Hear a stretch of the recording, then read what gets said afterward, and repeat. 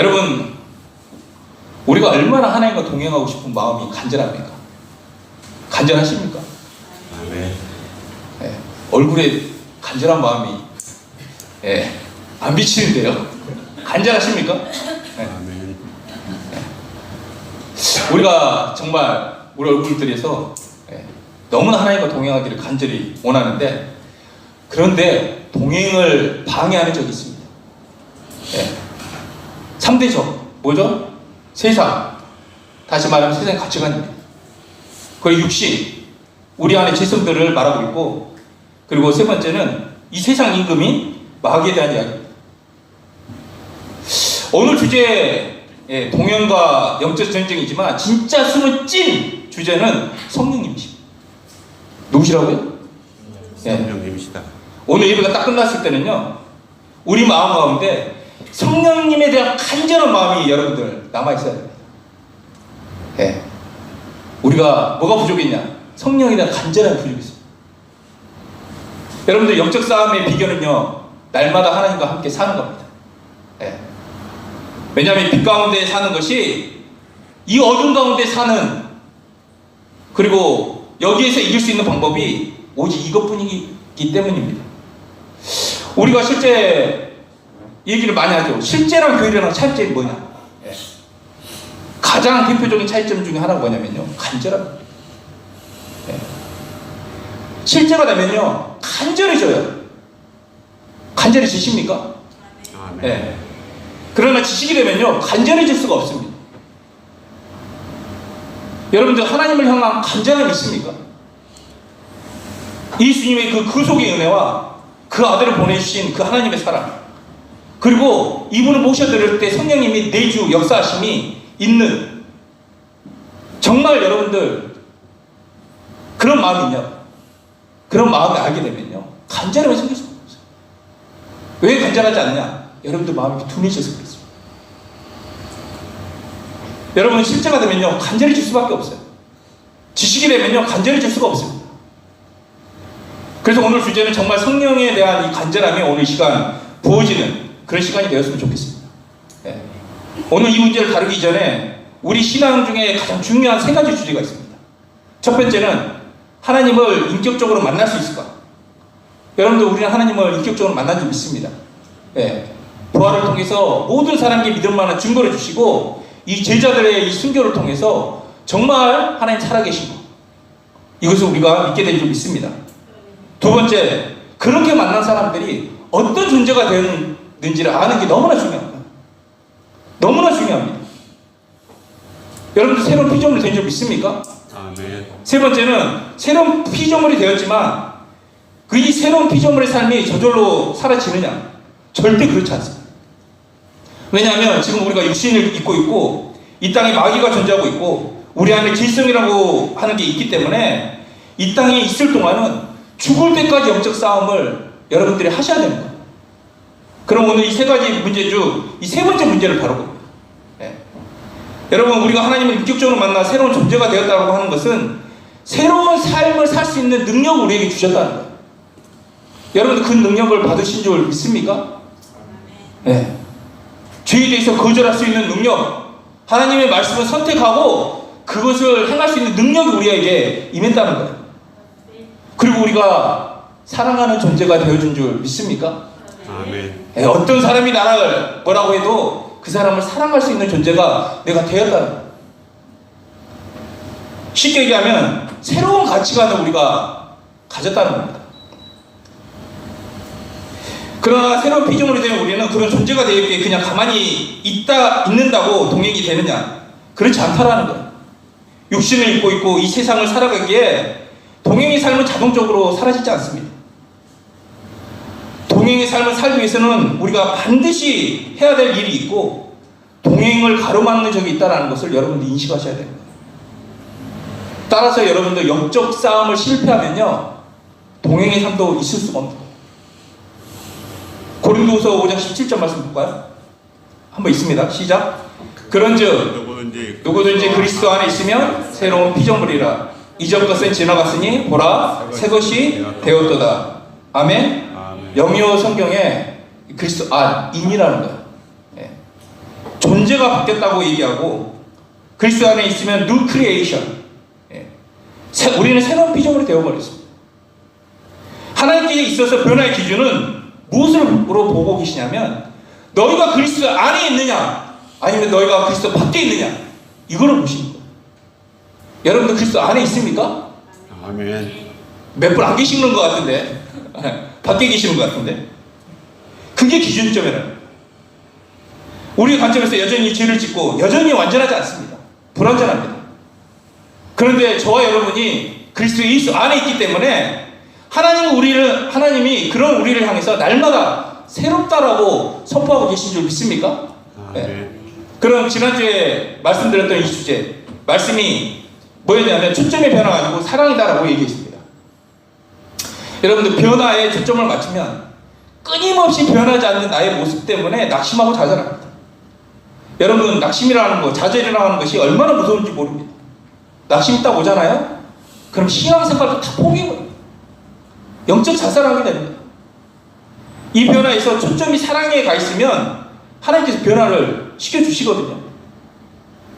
여러분 변화는요 인격적으로 하나님 만난 사람들 이 만난 사람들의 결과물이지 변하자 이렇게 외친다고 해서 그래서 제가 여러분들 변하셔야 돼요.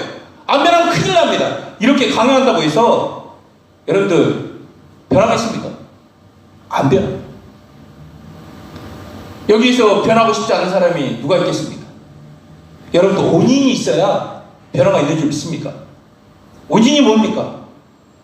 하나님을 만난 사람은요 이제 가치관이 변해서 이 세상 것을 미련을 두지 않고 살아간다는 거예요. 하나님을 만난다는 말이 뭐냐면 예배를 통해서 하나님의 마음을 아는 거예요. 뭐라고요? 예배를 통해서 하나님의 마음을 아는 거예요. 오늘 우리가 이 자리에 와서 영적 전쟁을 말씀하시는 하나님의 마음을 알아야 된다는 거예요. 오늘 주제가 동행과 영적 전쟁이지만 제가 실제의 주제는 성령님에 대한 갈망이라고 있습니다. 그럼 우리 이 가운데 양을 보냈다라고 말씀하는 게 있습니다. 여기 사전 한번 볼까요? 왜 하나님께서 요 일 가운데 이 양을 보내셨습니까? 한번 상식적으로 한번 생각해 보세요. 이 한 마리가 아니라 무리 속에 양을 보냈다는 거예요. 하필이면 왜 나를? 왜 우리를 어떻게 이렇게 하나님께서 보낼 수 있냐는 거예요. 다 죽어버리라고? 도대체 하나님 의도가 뭘까요? 이 말씀을 하신 이유가 마태복음 10장 16절에서 20절 가면 하나님의 마음이 나와 있습니다. 한번 읽어볼까요? 16절. 보라, 내가 너희를 보냄이 양을 이리 가운데 보냄과 같도다. 우리의 신분이 뭐죠 그러면? 일입니까 양입니까? 양입니다. 양을 보낸 이유가 다른 게 아니라 정말 하나님만 의뢰하라라고 하나님께서 이 땅에 보내신 거예요. 여러분들 양이 살아남을 수 있는 비결은 뭐냐면 목자를 의뢰하는 방법밖에 없거든요. 그러니까 하나님의 마음이 보이는 거예요. 한번 17절 말씀 볼까요? 19절 20절 시작. 너희를 넘겨줄 때 어떻게 또는 무엇을 말할까 염려하지 말라. 그때 너희에게 할 말을 주시리니 말하는 이는 너희가 아니라 너희 속에 말씀하시는 곧 너의 아버지 성령님이시니라 라고 얘기하고 있습니다. 오늘 하나님이 영적 전쟁을 말씀하시는데 그 가운데 살아남을 수 있는 방법은 그 성령님만을 의지하라라고 말씀하고 계시는 줄 믿으시기 바랍니다. 제가 늘 말했듯이 영적 전쟁 세계에서는 저절로 되는 게 없습니다. 동행은 저절로 되지 않습니다. 아무것도 안 하고 아무 일도 안 일어나는 정도가 아니라 여러분들 아무것도 하지 않으면 더 힘들어집니다. 반면 순종하는 자는 점점 더 좋아지게 되어 있습니다. 하나님의 마음을 더 깊게 알고 더 사랑하게 되어 있습니다. 그러면 오늘 동행과 영적 전쟁 중에서 이 세 가지 주제 중에서 세 번째가 무엇입니까? 예수 그리스도가 십자가에서 내 옛사람과 함께 죽어서 새로운 피조물이 되었는데 그 새로운 피조물이 이 땅 가운데서 하나님과 동행하는 삶을 살아야 되지 않습니까? 어떻게 하면 하나님과 동행하면서 살 수 있을까? 죄의 종, 마귀의 자식, 진노의 자녀였는데 하나님께서 우리 존재 자체를 바꿔주시고 이 땅 가운데서 어떻게 살 수 있는 방법을 우리에게 보여주셨다는 거예요. 요한복음 13장 1절 말씀에 고별 설교하는데 첫 번째 이렇게 시작합니다. 읽습니다. 시작. 6월절에 예수께서 자기가 세상을 떠나 아버지께로 돌아가실 때가 이른 줄 아시고 세상에 있는 자기 사람들을 사랑하시되 끝까지 사랑하시느니라. 네. 여러분들 예수님은 이곳이 어떤 곳인지 알았기에 세상을 먼저 얘기합니다. 그리고 주님은 자기 사람을 끝까지 사랑하셨다라고 말씀하십니다. 하나님께서 세상에 있는 우리에 대해서 뭐라고 규정하는지 한번 보겠습니다. 누가복음에서 우리를 어린 양으로 얘기하고 어린 양을 이리 가운데 보냈다라고 합니다. 네. 여러분들 지금 이 상황이 어떤 상황이냐면 이리 가운데 어린 양으로 있는 상황입니다. 베드로전서 5장 8절 말씀 볼까요? 네. 시작. 근신하라 깨어라 너희 대적 마귀가 우는 사자같이 두루다니며 산길자를 찾는다라고 말합니다. 사자를 며칠 굶으면요 우는 소리 낸대요. 이런 소리가 낸대요. 한 번도 안 들으시죠? 네. 배가 막 고파가지고 내는 소리 납니다. 근데 이제 그리스도인들 잡아다가 온영경기장에 딱 풀어놓습니다. 그러면 사자가 어떻겠습니까? 먹이라고 생각하고 으르렁으르렁 거리면서 이렇게 확 달려들려고 그러지 않겠습니까? 언제든지 달려들어 잡아먹히는 그 절박함 속에 있다는 거예요. 요한일서 5장 19절 말씀 볼까요? 또 아는 것은 우리는 하나님께 속하고 온 세상은 악한 자에 처한 것이며 악한 자에 처했다라고 얘기하고 있습니다. 여러분 세상이 어떤 곳인지 여러분들 감이 오시나요? 요 마귀는요 육신의 적용, 안목의 적용, 이생의 자랑으로 싹 다 잡아 여러분들 하나님과 떨어지게 합니다. 오늘 어둠에 대한 주제를 지금 말하는 이유는 성령님이 너무 대단하시고 성령님이 내 안에 계시다는 게 든든하고 내가 예수님을 믿는 게 너무 감사하고 그 성령만 붙들면 이 땅 가운데서 어둠 가운데서 살아남을 수 있다는 것을 하나님께서 우리에게 말씀하고 계신다는 거예요. 이게 진짜 핵심 메시지입니다. 예. 여러분들 어린 양이 일 가운데 사는 길이 딱 하나입니다. 하나예요. 우리가 지금 일 가운데 있고 어린 양으로 있습니다. 저는 살찐 양입니다. 예. 이가 어떻겠습니까? 이 살찐 양만 잡아먹으려고 달려들지 않겠습니까?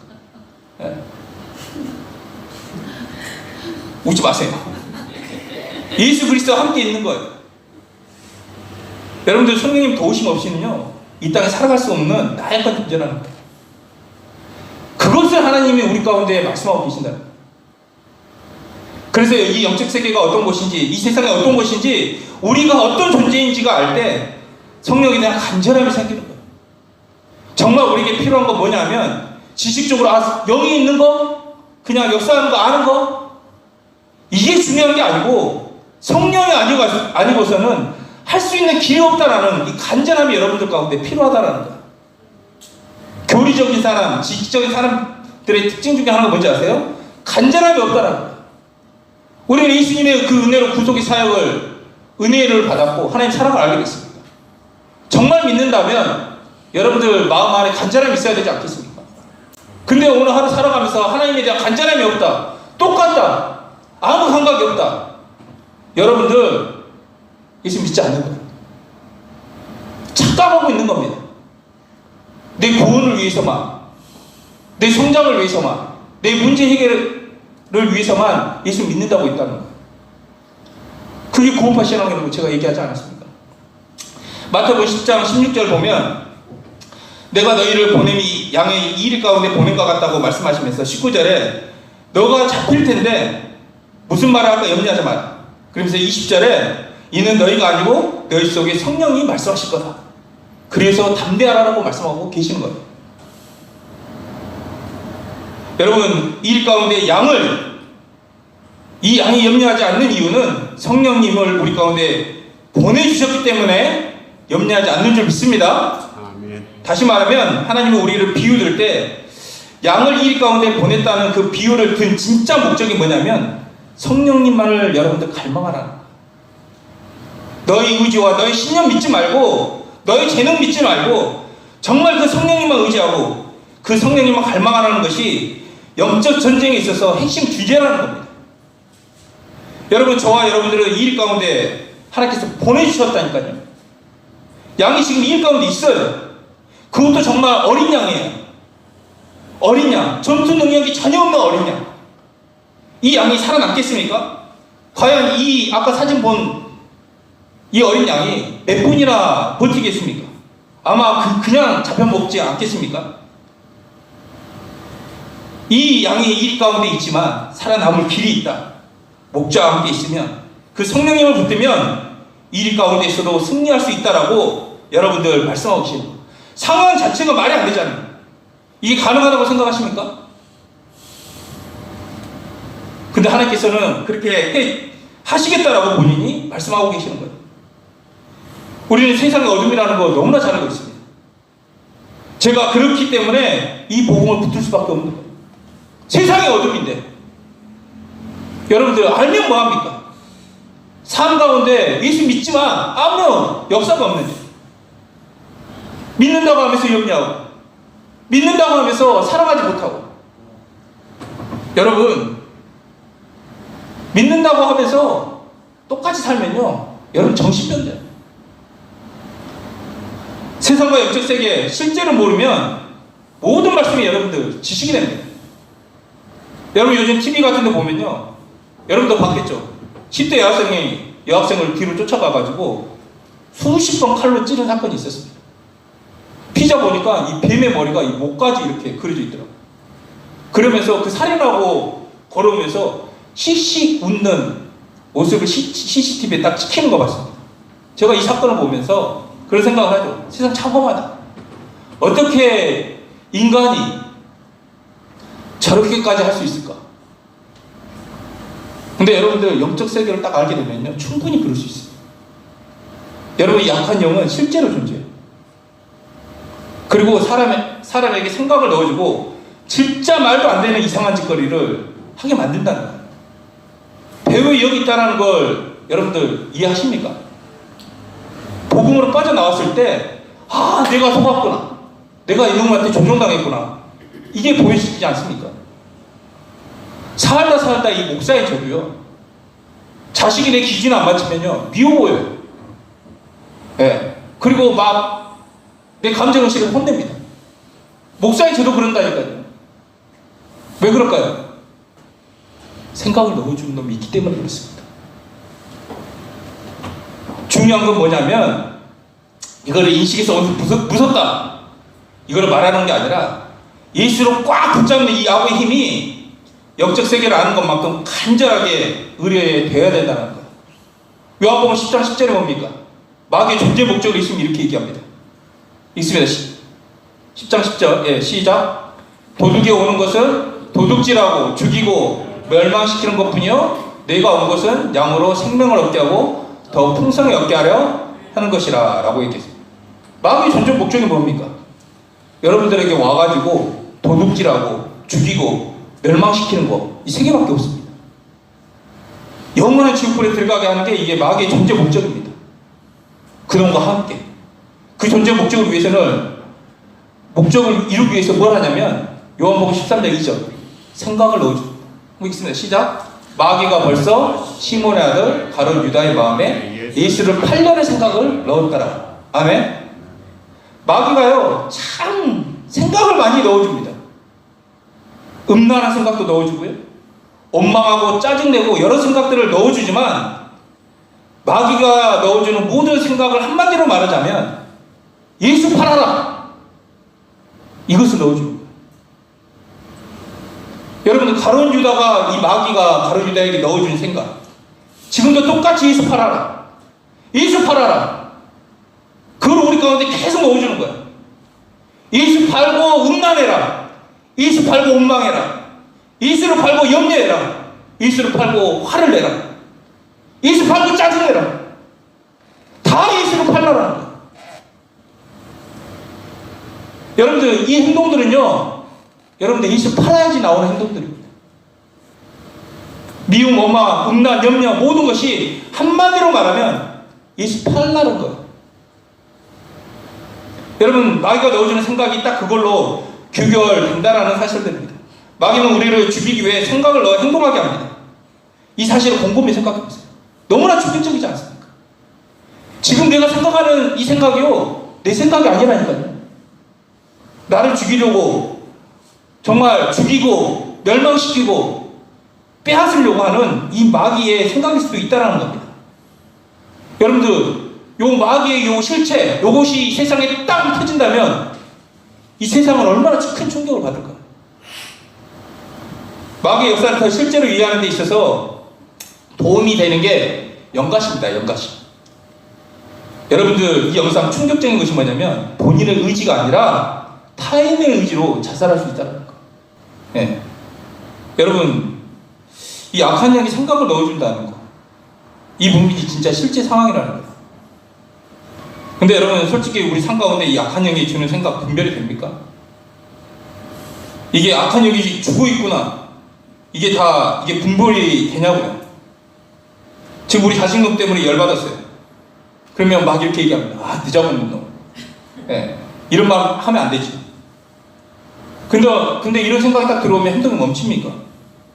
그렇지 않고 막 하잖아요. 여러분, 이 생각이 아주 타당하게 들어오기 때문에 분별되지 않습니다. 그래서 이제 뒤에 가면 나오겠지만 이 빛 가운데 여러분들이 거해야 돼요. 그래야 이것이 오는 게 딱 인식이 됩니다. 저는 가끔 인식이 올 때가 있습니다. 이 시간쯤 싸해가지고 누가 문을 열고 딱 들어와요. 그리고 순서를 때가 틀립니다. 씩씩거리고 옵니다. 그 딱 보면 혜린이가 열이 받아서 옵니다. 네. 또 이런 날이 있습니다. 또 어머니가 갑자기 전화 와가지고 느낌이 좀 싸할 때가 있습니다. 반드시 전화해가지고 좋은 소리 안 하시거든요. 근데 여러분들, 빛 가운데 있으면요, 이게 인식이 됩니다. 아, 저를 잡으려고 역사하구나. 제가 이게 딱 인지가 되면요, 이것을 지혜롭게 끊게 되고 또 이렇게 전화하면서 이분만을 의뢰하게 됩니다. 아, 나의 마음을 시험하고 있구나. 네가 나를 속여와라. 시험대에 있어 내가 이기는 거야. 오늘 또 이야기할 부분이 뭐냐면 어떻게 하면 승리할 수 있을까? 예. 여러분들, 성경 보면요, 영적 싸움에서 승리한 사람과 승리하지 않는 사람이 명확하게 구분되어 있습니다. 예수님은 영적 싸움에서 승리하셨습니다. 그런데 아담과 하와는 실패합니다. 이 실패한 사람과 승리한 사람들, 딱 보면 어떤 차이점이 있을까? 마태복음 4장 말씀 볼까요?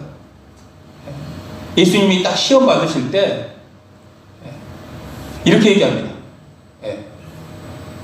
예수께서 대답하여 이르시되 기록되었으되, 뭐라 그러죠? 사람의 떡으로만 살 것이 아니요 하나님의 입으로부터 나오는 모든 말씀으로 살 것이라 하셨느니라. 7절, 예수께서 이르시되 또 기록되었으되 주 너희 하나님을 시험 말고. 여러분들, 어떻게 예수님 승리하세요? 말씀으로 승리하세요. 예수님도 여러분들 마귀에게 시험을 당합니다. 그런데 아담과 하와, 여러분들 말씀을 이기지 못합니다. 아담과 하와는 이 말씀 그대로 믿는 것이 아니라 이 말씀에 딱 뭐가 들어오죠? 의심이 딱 들어가고 자기 생각이 딱 들어가는 거예요. 창세기 3장 2절 말씀 볼까요? 읽습니다. 시작. 여자가 뱀에게 말하되 동산나무의 열매를 우리가 먹을 수 있으나 동산 중앙에 있는 나무의 열매는 하나님의 말씀에 너희는 먹지도 말고 만지지도 말라. 너희가 죽을까 하노라. 여러분들, 하나님은 그렇게 말씀한 적이 없습니다. 너 먹으면 반드시 죽는다라고 말씀하셔요.